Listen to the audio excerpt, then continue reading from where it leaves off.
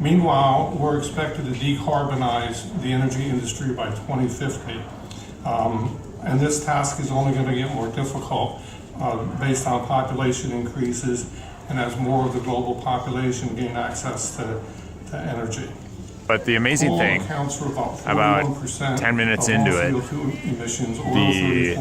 probably about 70% of the crowd stood up and started singing together. Yeah, they planned an action with singing the song "Proud to Be an American," but with different lyrics about leaving it in the ground and fossil fuels. And they sang for 9 minutes straight.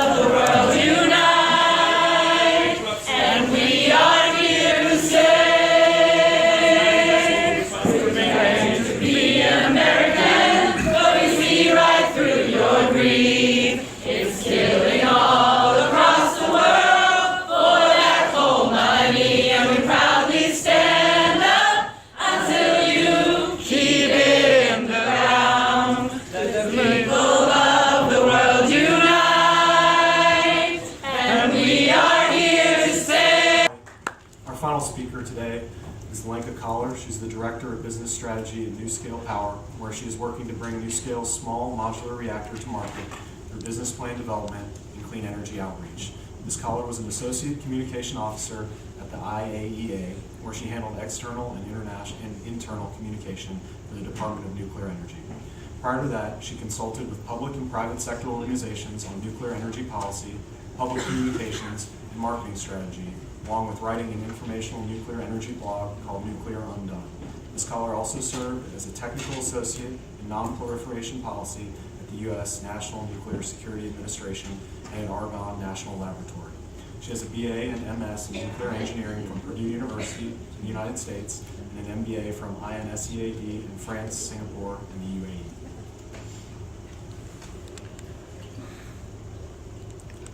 Thank you for that. I really appreciate the young people that were in here earlier voicing their opinion. I think it's important to do that, and I only wish they had stayed in the room. As Amos said earlier, we need to listen to each other. We don't do that enough, even if we disagree with each other.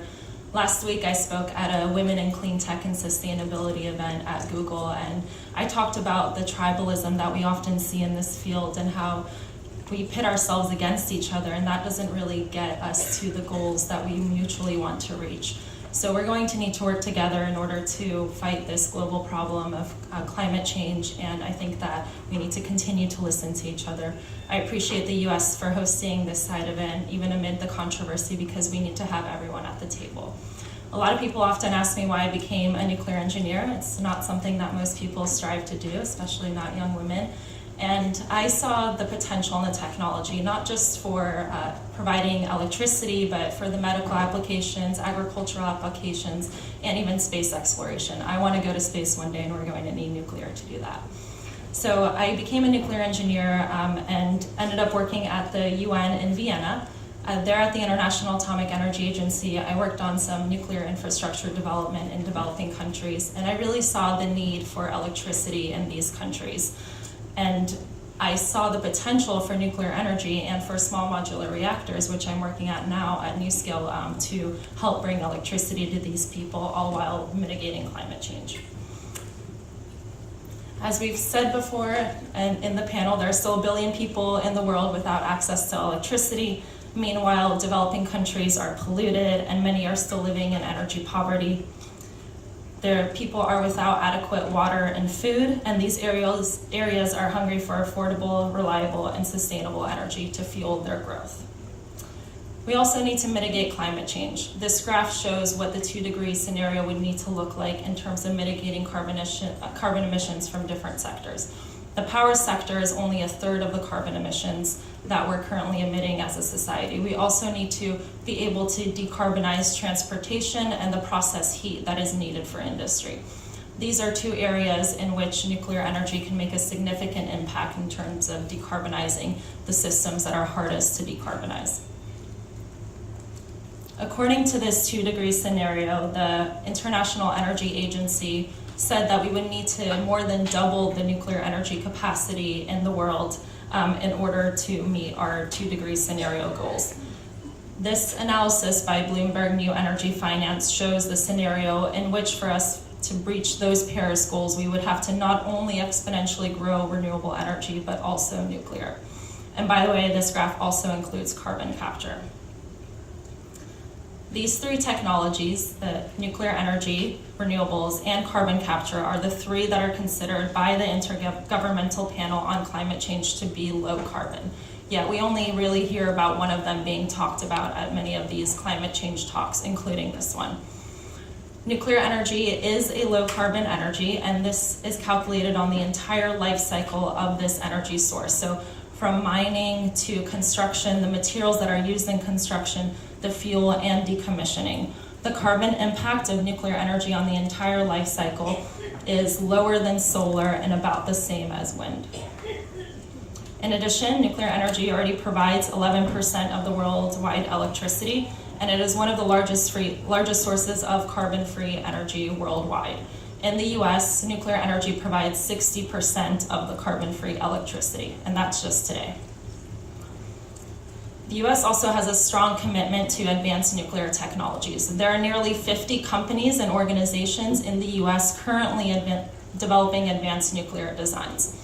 My company, NuScale, is one of them. We've been able to raise both private capital and ensure public investment to deploy our technologies. And I think that this shows the US policy to be a technology leader in the energy field.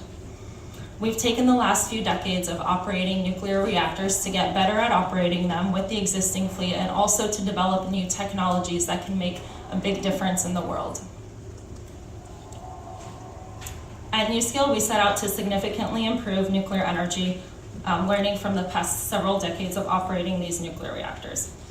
Our reactor and containment are factory built in an integrated component known as the NuScale Power Module. They're factory fabricated and then shipped on site by truck or barge to be plugged in to the plant and fueled to generate electricity. We also have flexible operation because each module is 50 megawatt electric, and then we can place up to 12 of them inside of a plant in order to generate 600 megawatts of electricity. And I think what's really unique about this nuclear technology is that it's extremely flexible, so we can load follow with renewables on the grid. This goes beyond baseload. We're developing our NuScale Diverse Energy Platform, in which a single NuScale facility can not only generate the electricity needed for a community, but also produce enough clean water, and through desalination, provide heat for industrial applications, and even generate hydrogen for fuel cell cars. This is what we talk about when we talk about decarbonizing other sectors besides electricity. Like I said before, the NuScale modules are so flexible that they can load follow directly on the order of a few minutes with a wind farm. We see this as being able to enable renewable growth rather than compete with it. Like I said before, we want to work together. So with that, I will close with that. NuScale is on the frontier of innovation and energy. As developed nations look to improve energy efficiency and sustainability, we believe that NuScale plants can begin to have a real and positive impact where it matters most, to help the billions of people still without electricity improve their quality of life. Nuclear energy needs to be a part of the conversation here at the climate talks in Bonn and at future climate talks and all of the forums that we host throughout the year in which we're talking about large energy transitions. I appreciate again the US for bringing us to this side event, and I think that everyone needs to have a seat at the table. Thank you.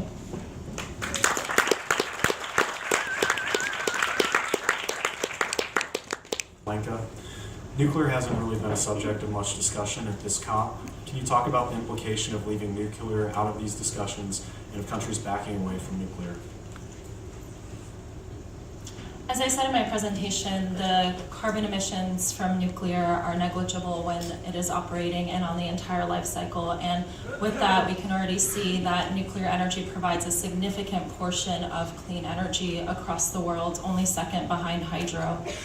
When nuclear power plants close, at least in the US, emissions go up, and we can see the same here in Germany.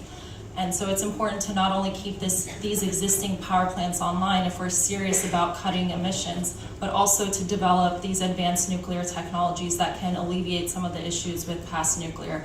New nuclear technologies could use nuclear waste as fuel directly, for example, and they are also proliferation resistant and inherently safe.